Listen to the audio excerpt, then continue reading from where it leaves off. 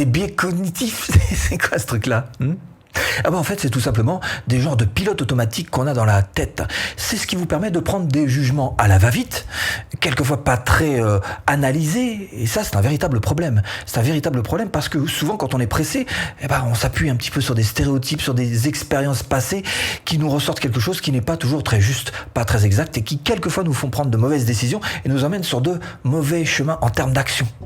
Alors vous allez me dire, comment est-ce qu'on utilise ces trucs-là ? Alors d'abord, on peut l'utiliser de deux manières différentes. Soit pour vous-même finalement, et là on se rapproche plus du développement personnel, c'est-à-dire que vous allez mieux vous comprendre, savoir pourquoi est-ce que vous avez tendance à faire ceci ou cela dans tel ou tel cas. Soit vous pouvez l'utiliser vis-à-vis des autres, et pourquoi pas dans le cadre de la vente, puisqu'il y a des millions de vendeurs qui s'en servent, qui savent exactement quels sont les biais cognitifs chez chacun des humains, puisqu'on fonctionne tous un petit peu pareil, ceux qu'il faut éviter, ceux sur lesquels il faut appuyer. Bref, encore une fois, les biais cognitifs ne sont un outil au service de meilleurs comme du pire. Ce sera à vous de décider exactement ce que vous voulez en faire. En tous les cas, 5 biais cognitifs, les principaux, les plus connus et les plus faciles et accessibles à tous, c'est tout de suite.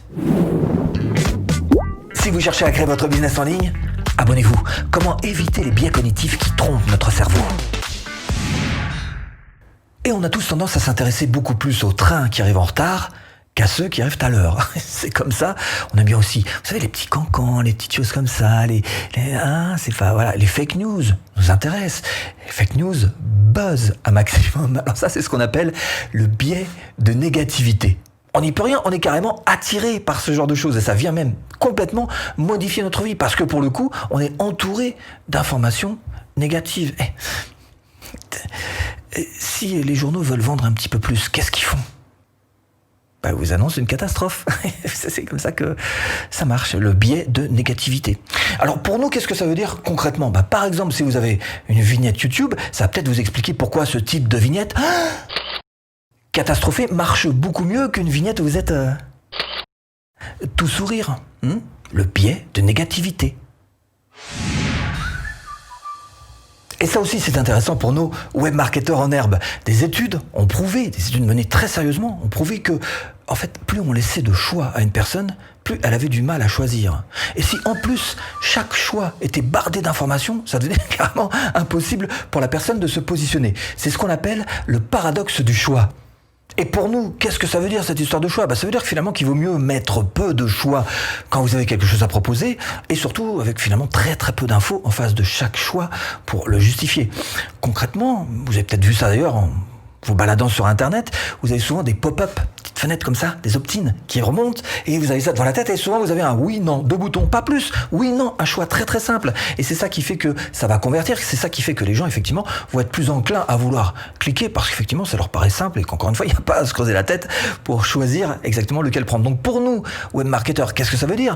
Ça veut dire que quand vous avez un choix à proposer, il va falloir vous restreindre au maximum à 2-3 choix disons et surtout les infos que vous allez apporter pour justifier ces choix devront être extrêmement synthétiques. Troisième biais cognitif, celui-ci aussi est intéressant parce qu'en fait, il nous touche tous. Si on vous retire la possibilité de faire ceci ou cela, ça vous impactera beaucoup plus que de vous donner une possibilité supplémentaire de faire ceci ou cela. En gros, on n'aime pas être privé. On n'aime pas qu'on nous retire des trucs. C'est le principe des acquis sociaux. Les acquis sociaux, tu touches pas. Non, tu touches pas, ça c'est à moi, tu touches pas. C'est ça. Voilà, c'est tout simplement parce qu'on n'aime pas être privé. C'est ce qu'on appelle donc l'aversion à la perte.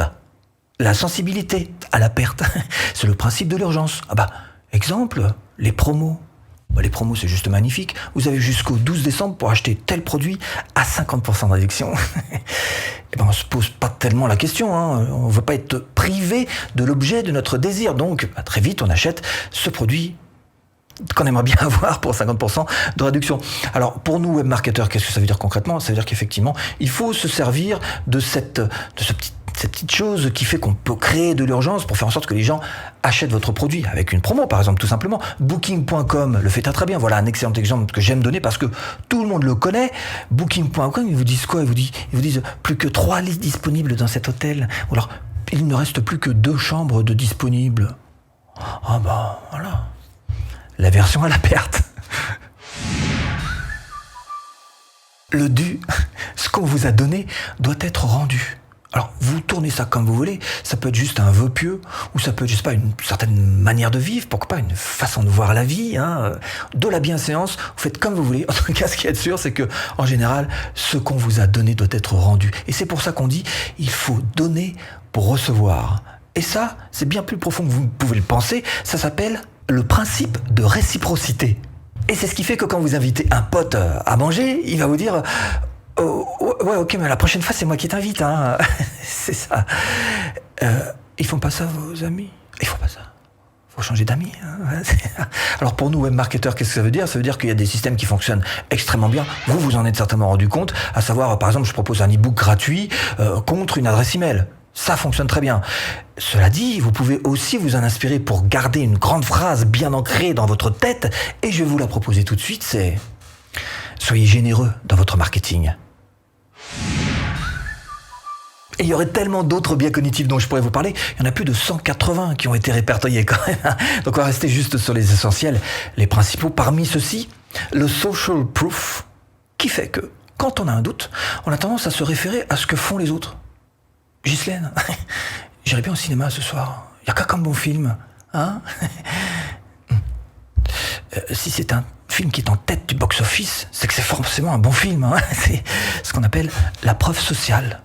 Et c'est ce qui fait qu'on préférera le resto où il y a la plus longue file d'attente plutôt que celui où il y a absolument personne. C'est ce qui fait qu'une publication Facebook peut très bien devenir un véritable buzz parce qu'on aura tendance à la partager et même quelquefois sans tout à fait la lire.